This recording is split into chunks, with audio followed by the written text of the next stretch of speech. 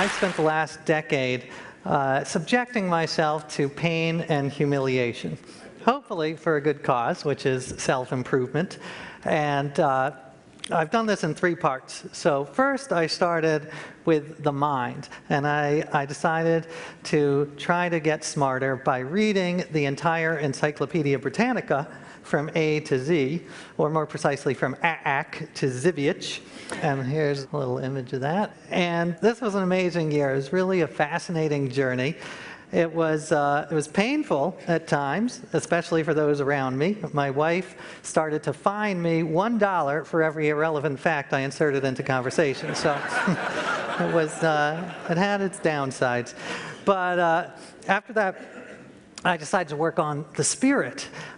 As I mentioned last year, I grew up with no religion at all. I'm Jewish, but I'm Jewish in the same way the Olive Garden is Italian. So, not really.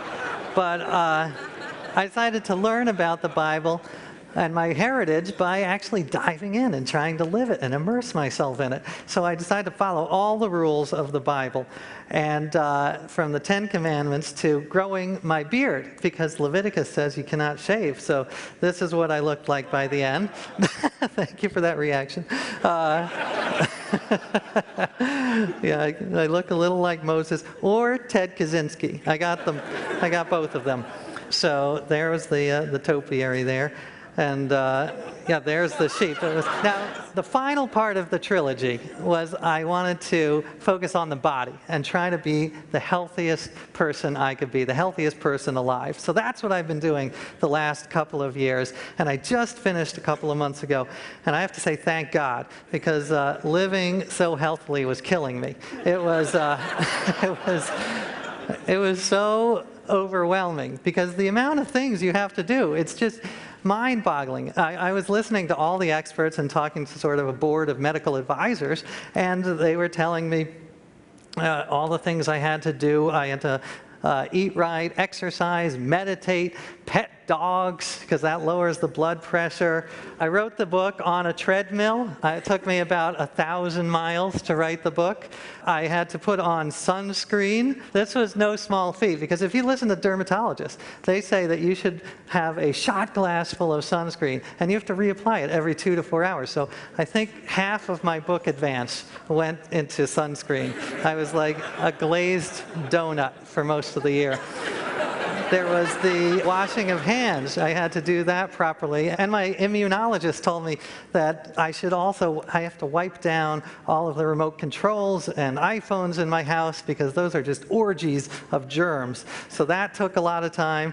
I also tried to be the safest person I could be, because that's a part of health. I was inspired by the Danish Safety Council. They started a public campaign that says, a walking helmet is a good helmet. So they believe you should not just wear helmets for biking, but also for walking around. And you can see there they're shopping with their helmets. So yeah, I tried that. Now it's a little extreme, I admit, but if you think about this, this is actually, the Freakonomics authors wrote about this, that more people die on a per mile basis from drunk walking than from drunk driving. So something to think about tonight if you've had a couple. So I finished, and it was a success in a sense. All of the markers went in the right direction. I lost, my cholesterol went down, I lost weight. My wife stopped telling me that I looked pregnant, so that was nice. And it was successful overall, but I also learned that I was too healthy, and that was unhealthy. I was so focused on doing all these things that I was neglecting my friends and family, and as Dan Buettner can tell you, having a strong social network is so crucial to our health.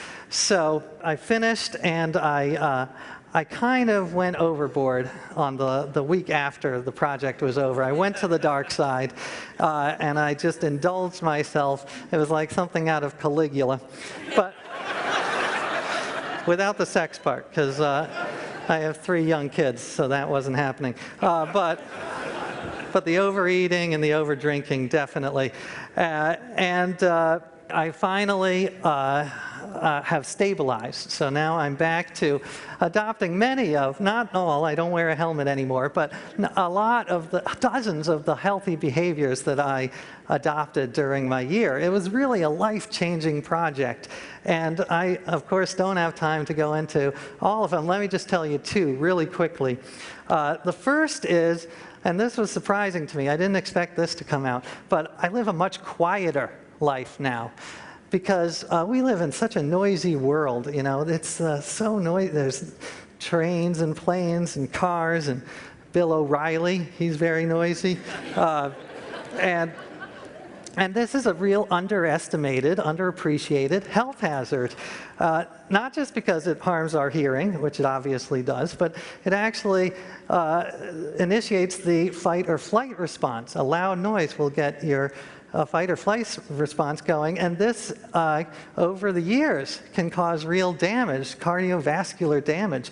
The World Health Organization just did a big study that they published this year, and it said, it was done in Europe, and they estimated that 1.6 million years of healthy living are lost every year in Europe because of noise pollution, which is, so they think it's actually very deadly. So I have, and by the way, it's also terrible for your brain. You know, it really impairs cognition. And our founding fathers knew about this. When they wrote the Constitution, they put dirt all over the cobblestones outside the hall so that they could concentrate. So without noise reduction technology, our country would not exist. So as a patriot, I felt, you know, it was important to, I wear all the earplugs and the earphones, and it's really improved my life in a surprising and unexpected way.